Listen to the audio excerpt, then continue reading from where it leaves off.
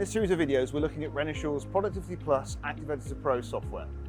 Active Editor Pro is a Windows-based application that's designed for the programming of Renishaw's spindle probes and tool setters. Its primary aim is for the setting up of parts and tools prior to the manufacturing process, but is actually also used for controlling that process while it's running.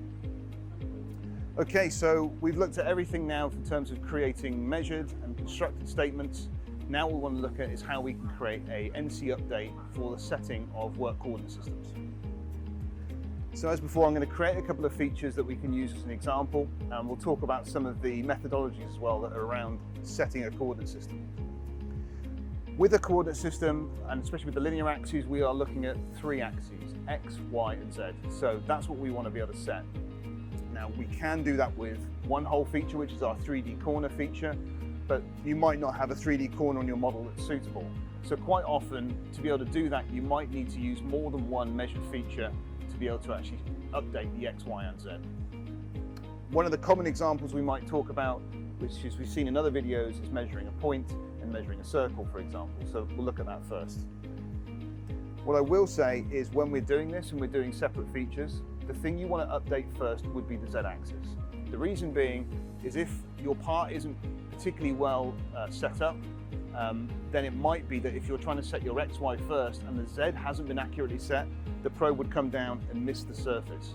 So by coming and setting your Z first, means you're going to have a guaranteed chance of actually hitting the surface when you measure in X and Y. So that's a really good principle to try and tackle first. So in light of that, let's measure a point on this top surface. So with these measured statements, this has now measured that feature, but we've not done anything with the information yet. So we haven't seen any of that yet. So that's not updating anything, it's not reporting on anything, that measurement is there. If I was to post-process this program now, it would give me a warning to say, yeah, you've measured it, but you've not done anything with it. So now what we want to do is we want to introduce the WCS update side of things. And we do that by using our machine update button here. This machine update button actually has a whole load of features that you can use, and we'll cover those all in a subsequent video. So we've got WCS update or work offset update selected. The next setting down is our work offset that we're going to update. So this could be the same work offset that we're probing in, so we might be doing an update. It could be that actually we want to set another work coordinate system.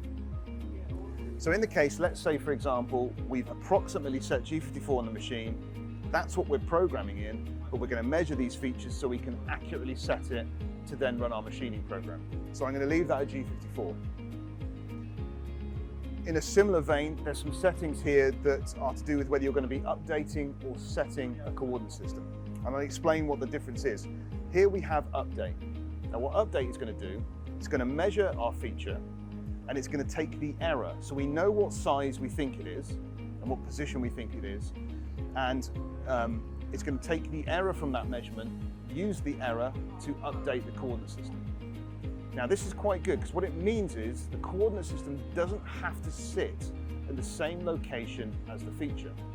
So if my coordinate system's over here and my circle's here and I measure this and I find this circle is out by 2 millimeters, that's the error. And we're going to take that error and we're going to move that 2 millimeters in X, for example. So that shifts that, but it shifts the coordinate system.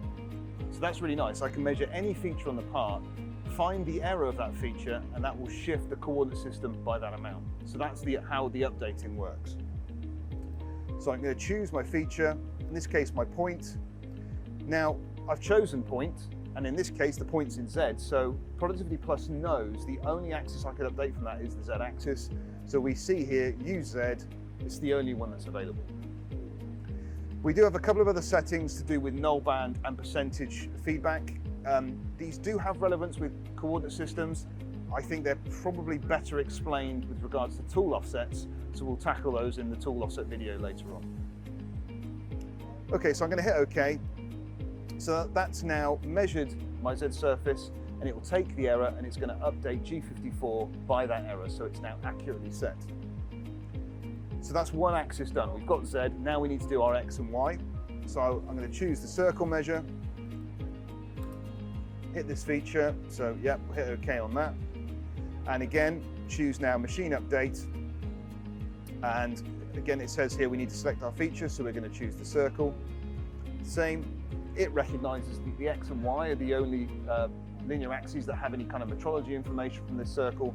So those are available. They're both set to yes. We hit OK, and that has now updated our WCS for G54. Okay, so that's how we tackle updating. There is another way where we can actually measure a feature and specifically set a coordinate system to that feature. So an example would be, I'm programming in G54, and that's all now accurately set up. I'm now going to go and program another feature and set my coordinate system.